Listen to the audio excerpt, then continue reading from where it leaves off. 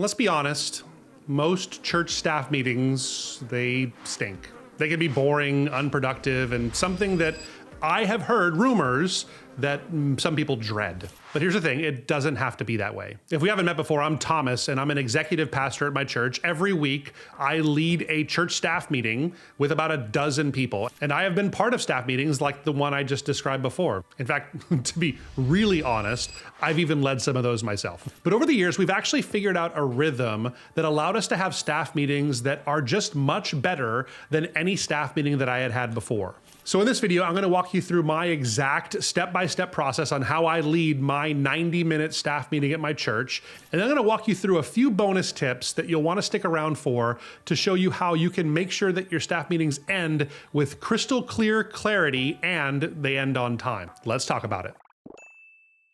I want to start by walking you through our 90-minute meeting. It won't take 90 minutes, but I'll walk you through exactly what we do because we've come up with a system that works really well. I think it'll work well for your church too. If this is the kind of content that's helpful to you in your church, it would mean a lot to me if you'd hit the subscribe button down below. So, our staff meetings, they always start out with prayer. And I know that's kind of obvious, but we always start every single meeting by getting together and praying. And I know this might sound cheesy, but typically we'll all grab hands with one another and pray together. And it's just kind of a way to unite us and make sure we invite the Holy Spirit into our meeting. We remember that any decision that we make is going to be better if the Holy Spirit is guiding us and leading us. And we just give the meeting over to Him. We tell God that this is His meeting. He can do what He wants with it. And we start off every meeting that way. And after that, we have probably my favorite part of the meeting. It's the good news segment. We spend 10 minutes of our 90-minute allotted time just celebrating good news with one another. This can be all kinds of good news. Sometimes it's professional good news or things that are happening at our church. Maybe a new person gave their life to the Lord, or someone took a step towards discipleship, or maybe a large offering gift came in. We want to celebrate those kinds of things, but it's not only that. We celebrate each other's kids and major milestones. We celebrate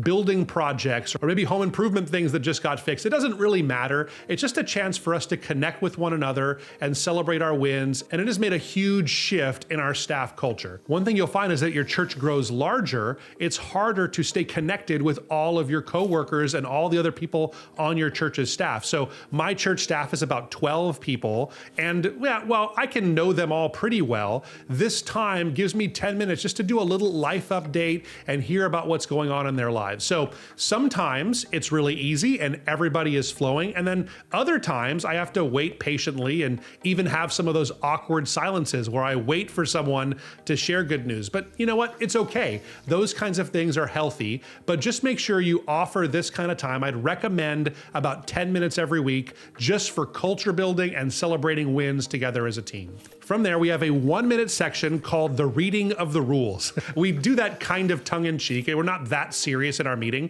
but we do have a handful of rules that we read every single week. For us, they're things like we're going to mine for conflict. We're going to assume positive intent. What happens in the meeting stays in the meeting. These kinds of rules are things we decided on at an offsite meeting a few months ago, but we just remind ourselves of the things we committed to before we get into the real work of our meeting. After that, step 4 is we spend 15 minutes on service feedback. If you're like most churches, your Sunday is your big event that you have every single week, and so we feel that it's worth our time to spend 15 minutes diving into what happened on Sunday. Usually we'll start with going over some of the metrics. We'll talk about how many people were there on Sunday, how many people decided to follow Jesus, how many visitors did we have, how many children did we have in the children's ministry, how many servants served. We'll go over all those numbers that we keep every single week. But from there, it's just more free flow. We'll talk about how did the service go? How did setup and tear down go? Were there any elements that didn't work how we hoped they would? Did the worship go off without a hitch? Were there any problems that happened? We even invite people to give feedback on the sermon itself, which I know for a lot of us as pastors, that's hard to invite people into that conversation, but we've found that to be really healthy. In my experience, people have a harder time giving you feedback as a pastor than you have receiving it in most cases. This is a valuable time where people can share things that they liked, they didn't like. Sometimes I have to give people prompts to even say things that might be uncomfortable truths, but without talking about it, we can't actually make our services better. From there, we spend about 12 minutes doing what we call our top 3. We go around the room to all 12 of our staff members and we ask them this simple question: what are your top 3 priorities to accomplish this week? One important note is that this is not a time to discuss things that need to happen in your top 3. For instance, we have an Aloha lunch that we do once a quarter, which is our lunch where we welcome new visitors, kind of like our new members class that we have at our church. Now, someone brought up that we need to talk about the Aloha lunch coming up in a couple of weeks and go over that. Now, we were tempted to discuss what was happening about the Aloha lunch right there at that time, but what we do is when we share this top 3, we use this as an agenda setting time for a future segment in the meeting. We'll talk about that in just a little bit. So do everything you can to rein in the top 3 to just getting them down to 1 or 2 sentences each. And from there, you move into the agenda items and the actual discussion time of the meeting.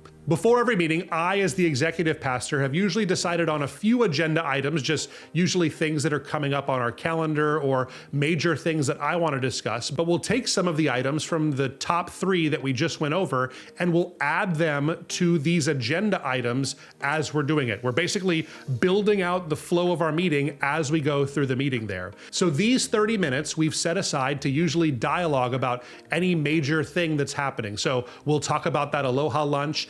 This week at our staff meeting, we talked about a shift we want to make in how we're doing communion at our church. And we discussed a little bit about should we actually dip bread or have people tear unleavened bread or have those pre-made communion cups. We talked about a few of our different options and finally settled on the way we wanted to do communion going forward and the frequency with which we wanted to do it. Now, because we were intentional about this, we had a good chance for everybody to weigh in. People even brought up some conflict that they thought maybe this would work better this way. What I love about this is it keeps it kind of conversational, but at the same time, it allows everybody in our team to set the agenda for the meeting and bring things that we need to talk about. After that, the next 15 minutes we spend on our upcoming service review. This is where we're going to talk about what's happening this coming Sunday. So usually we'll start with our services director. She will read out the different things that are happening this week. She'll talk about the pre-service countdown and who's going to go up and welcome visitors and who's leading worship and who's doing our ministry time and our announcements. And then we'll get into the sermon a little bit. Our teaching pastor, who's usually doing the sermon, he'll probably talk a little bit about what the theme of the message is. We'll talk a little bit about the call to action and what we're going to invite people to do as a result of hearing the message. We'll talk about any special elements that are going to happen and just give us a chance to wrestle out and do a really quick, dry run through of what our service is going to be like this week, just to see if there's any conflicts. And then after that, we bring our meeting to a close by a more intentional prayer time. Well, our first prayer time to start the meeting was just a kind of gathering together and making sure we were unified. This is a chance for us to bring up needs and actually pray together. We'll go over some of the prayer requests that we've received as a church. If there's any major health concerns that members have, we'll pray over them. But then we give our staff a chance just to share any prayer needs they may have. And typically we'll wind up doing some kind of a popcorn prayer where different people will pray as they're feeling led and someone on our team will be designated to bring it to a close. We get to really lean into what God is doing and spend some time praying together for our actual needs and bringing them before the Lord. Now, like I promised, I want to give you a few quick tips that I think will improve any staff meeting, whether you embrace that agenda I just talked about or not. The first tip is set an exact meeting time, and that means both a start time and an end time. I would recommend 90 minutes. That works really well for us. I imagine different churches are different, but make sure you have an end time, and as much as humanly possible, do not go over that end time without letting people know ahead of time that you have to do it. If you say it's going to be 90 minutes, stick with it.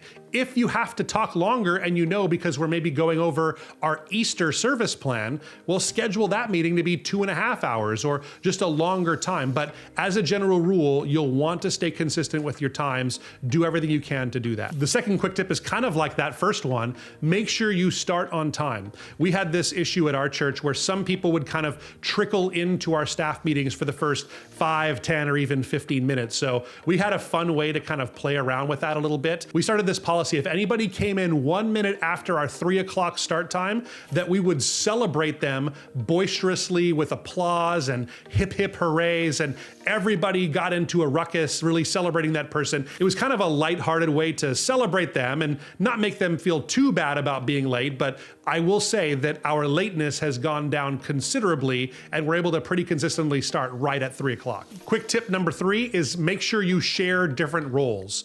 Have different people read out the rules or different people lead in prayer. Make sure everybody has a voice. In fact, at our church, one of our rules that we have is everyone's a contributor, and we even say silence is dissent. So if you're being silent the whole meeting, we're going to assume that you disagree and you're going to get called on. So make sure everybody has a chance to speak up and share what they're thinking. It makes for a better staff meeting. Tip 4 is cut off rabbit trails. That should go without saying, but if you have a tight time frame and you're trying to stay on time, you need to cut off rabbit trails. In my experience, they usually happen as we go around and share our top 3. So I'm really quick after a couple of sentences to say, do we need to add that to an agenda that we talk about in one of our agenda items? And from there, usually we can decide to either table it right then or add it to our agenda, and we can all contribute after a little bit more thought. And then probably the most important quick tip that I have for you is end your meeting with clarity. Never end that discussion time without really clear steps about who